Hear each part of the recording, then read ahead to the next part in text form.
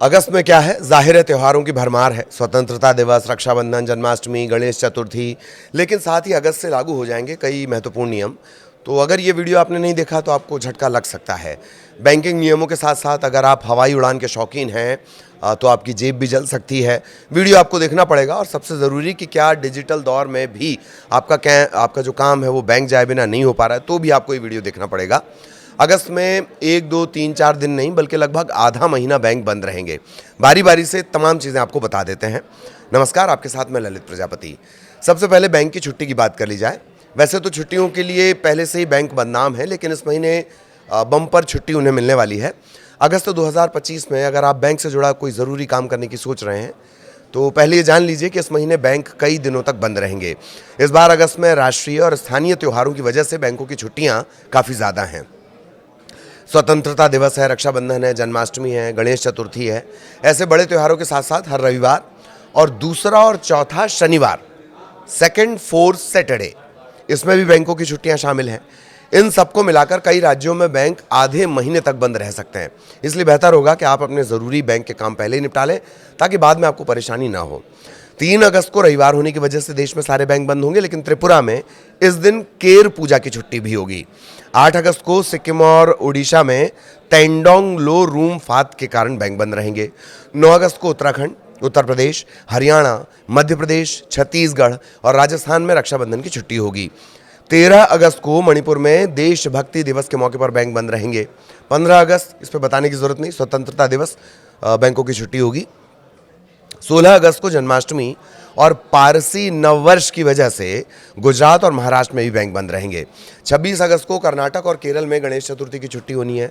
27 अगस्त को आंध्रा, गोवा, गुजरात, महाराष्ट्र, पंजाब, उड़ीसा, सिक्किम, तमिलनाडु और तेलंगाना में गणेश चतुर्थी का दूसरा दिन मनाया जाएगा। इसके अलावा 28 अगस्त को उड़ीसा, पंजाब, सिक्किम में नुआखाई की छुट्टी होगी। इसे नुआखाई भी आप बोलते हैं। इसके अलावा 10 और 23 अगस्त को दूसरा और चौथा शनिवार होने की वजह से पूरे देश में बैंक बंद रहेंगे। इसके अलावा हर रविवार यानी 3 तारीख, 10 तारीख, 17 तारीख, 24 और 31 तारीख, इन तारीखों में भी अगस्त में बैंक में काम नहीं होगा। इन छुट्टियों की वजह से कैश निकालने, चेक क्लियर करने या दूसरे जो बैंकिंग से जुड़े काम हैं जिसमें आपको बैंक जाना पड़ता है, ब्रांच जाना पड़ता है, उसमें दिक्कत हो सकती है। सलाह यही कि अगस्त की शुरुआत में ही अपने सारे ज़रूरी काम आप निपटा लें। अच्छी बात ये रहेगी कि डिजिटल बैंकिंग सर्विस और जैसे मोबाइल बैंकिंग है, इंटरनेट बैंकिंग है, एटीएम है, इन छुट्टियों के दौरान वो हमेशा की तरह काम करते रहेंगे। इनका इस्तेमाल करके भी आप ज़रूरी लेन देन कर सकते हैं, लेकिन ये ध्यान रखना होगा कि अलग अलग राज्यों में छुट्टियां अलग अलग हो सकती हैं। कभी कभी स्थानीय या केंद्र सरकार के नोटिफिकेशन की वजह से छुट्टियों में तब्दीलियां आ जाती हैं, बदलाव आ जाता है, चेंजेस आ जाते हैं। इसलिए बैंक जाने से पहले बैंक की वेबसाइट या नज़दीकी ब्रांच, वहाँ से छुट्टियों की जानकारी ले लें। इससे आपका समय बचेगा और काम समय पर हो जाएगा। अब वो बदलाव जो सीधे आपसे जुड़े हैं, 1 अगस्त 2025 से कई अहम बदलाव जो आपकी जेब और रोज़ाना की ज़िंदगी को प्रभावित कर सकते हैं। इसमें क्रेडिट कार्ड से जुड़े नियम हैं, यूपीआई से जुड़े हैं, रसोई गैस, सीएनजी और हवाई ईंधन की कीमतें। इन बदलावों को पहले से जान लेना ज़रूरी है ताकि आप अपने बजट की प्लानिंग कर सकें और अगले महीने किसी भी आर्थिक परेशानी से बच सकें। यानी जो महीना पूरा चलेगा उस पूरे महीने में आर्थिक परेशानी से बच सकें। क्रेडिट कार्ड से शुरू करते हैं। अगर आप एसबीआई का कार्ड यूज़ कर रहे हैं तो कुछ को ब्रांडेड कार्ड्स पर जो मुफ्त एयर एक्सीडेंट इंश्योरेंस था वो अब खत्म हो जाएगा अगस्त में। अभी तक एसबीआई इसमें है, यूको बैंक है, सेंट्रल बैंक है, पीएसबी है, करूर वैश्य बैंक है और इलाहाबाद बैंक। कुछ खास कार्ड्स पर ये 50 लाख से 1 करोड़ रुपए तक का एक इंश्योरेंस कवर दिया करते थे। अब ये सुविधा बंद हो जाएगी। मतलब कार्ड होल्डर्स को झटका लगेगा। अगर ये आपके लिए बहुत इंपॉर्टेंट था तो जाहिर तौर पर आपके लिए झटका है, मतलब इंश्योरेंस खत्म। रसोई गैस और कमर्शियल सिलेंडर के दाम में बदलाव हो सकता है, चूँकि हर महीने शुरुआत में ही कीमतें तय होती हैं, लिहाजा तब्दीली आ सकती है। जुलाई में 19 किलो के कमर्शियल सिलेंडर के जो दाम है वो 60 रुपये कम हुए थे, लेकिन रसोई गैस की कीमत सेम थी। उम्मीद ये की जा रही है कि अगस्त में जो शायद रसोई गैस है वो सस्ती हो सकती है, तो घरेलू बजट के लिए बहुत बेहतरीन होगा ये। यूपीआई पेमेंट, यूपीआई से पेमेंट करने वालों के लिए नए नियम होंगे। अगर आप पेटीएम, फ़ोनपे, गूगल या गूगल पे यूज़ करते हैं तो भारतीय राष्ट्रीय भुगतान निगम ये अब कुछ लिमिटेशन लगा रहा है, क्योंकि ये जो चीज़ें हैं ये सर्वर पर असर डालती हैं। आप तो बार बार पिन अपना दबा देते हो, उस पिन से सर्वर पर क्या असर पड़ता है, वो भारी हो जाता है। नेटवर्क पर असर पड़ता है। अब आप दिन में सिर्फ 50 बार ही अपना बैलेंस चेक कर पाएंगे। मोबाइल नंबर से जुड़े बैंक खातों को 25 बार देखा जा सकेगा। ऑटो पे जो ट्रांजैक्शन है, जैसे नेटफ्लिक्स या म्यूचुअल फंड की किस्तें, और आप ऑटो पे लगा दिया करते थे और किस्तें कट जाया करती थी, उसमें आपको ध्यान नहीं रखना होता था। उसमें थोड़ी तब्दीली हुई है, थोड़ा टेक्निकल है ये, बहुत ध्यान से समझिए। अब वो 3 समय में वो 3 स्लॉट हैं, उसमें वो प्रोसेस होंगी। 10 बजे से पहले, दोपहर 1 से 5 और रात 9:30 बजे के बाद। समझ गए आप? ये 3 स्लॉट हैं।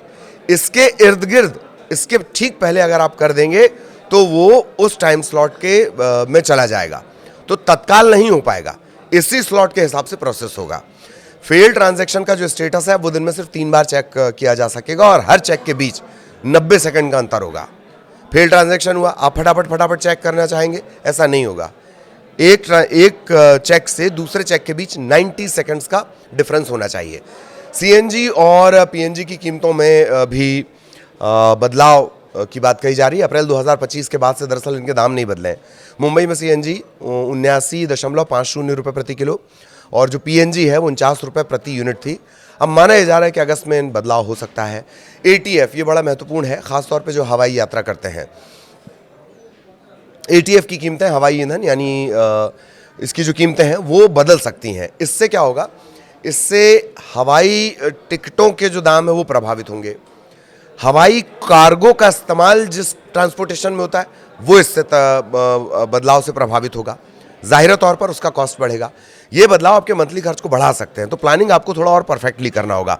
जुलाई 2025 में ही, यानी पिछले महीने, ऑयल मार्केटिंग कंपनियों ने एयरलाइंस कंपनियों को झटका देते हुए एविएशन टरबाइन फ्यूल ATF इसकी कीमतों में बढ़ोतरी, इसे जेट फ्यूल भी कहा जाता है, ध्यान रखिएगा, बढ़ोतरी की थी कंपनियों ने। ATF कीमतों में 6271.5 प्रति किलो लीटर का इजाफा किया गया था। 2414.25 किलो लीटर और मई में 3954.38 प्रति किलो लीटर की कमी की गई थी। दरों के बाद अब दिल्ली में जो ATF मिलने लगा वो पहुंच गया था 89,344.05 प्रति किलो लीटर। कोलकाता में 92,526 के करीब, मुंबई में 83,000 के करीब, चेन्नई में 92,000 के करीब प्रति किलो लीटर। हवाई फ्यूल की लागत, एयरलाइंस की जो लागत होती है हवाई जहाज़ में जब आप उड़ते हैं तो कुल लागत का तकरीबन 40% हिस्सा जो है ये हवाई जहाज़ का पेट्रोल ही खा जाता है, यानी ATF का थोड़ा गुणगणित और समझ लीजिए। ATF की वृद्धि से एयरलाइंस का खर्च बढ़ेगा, हवाई किराए में बढ़ोतरी हो सकती है। हालांकि पिछले महीने ATF की कीमत में कटौती होने के तुरंत बाद जो एयरलाइंस हैं उन्होंने किराया वो बढ़ा देंगी ऐसा लग नहीं रहा है, लेकिन वैश्विक स्तर पर ATF की कीमतें क्रूड ऑयल की कीमतों के साथ संबद्ध रहती हैं। ये क्रूड ऑयल के शुद्धिकरण प्रक्रिया यानी अर्क निकाल कर इसका प्रोडक्शन होता है। जेट फ्यूल भी इसे कहते हैं। एविएशन टरबाइन फ्यूल यानी इसकी जो ज़रूरत है वो विमानों के परिचालन के लिए पड़ती है। रंगहीन स्ट्रॉ की तरह ये नज़र आता है और जो तमाम जो हवाई जहाज़ हैं या जेट हैं, जो भी उड़ान से जुड़ा हुआ है वो ATF का ही इस्तेमाल करते हैं। तो ये माना जा रहा है कि अगर ATF का प्राइस बढ़ेगा तो वो हवाई जो खर्च है, हवाई यात्रा का खर्च है, हवाई ट्रांसपोर्टेशन है, सामान भी जाता है कार्गो के ज़रिए, वो प्रभावित करेगा। मोटा मोटी ये पूरे महीने में ये तब्दीलियां आ सकती हैं। एक एक तब्दीली के बारे में मैं आपको विस्तार से बताया, उसमें से क्या आपको सीधा असर कर रही है उसके मद्देनज़र आप अपने फैसले ले सकते हैं और उसको जल्द से जल्द निपटा सकते हैं। आगे भी इसी तरह की महत्वपूर्ण जानकारियाँ आपको इसी तरह देते रहेंगे। नमस्कार।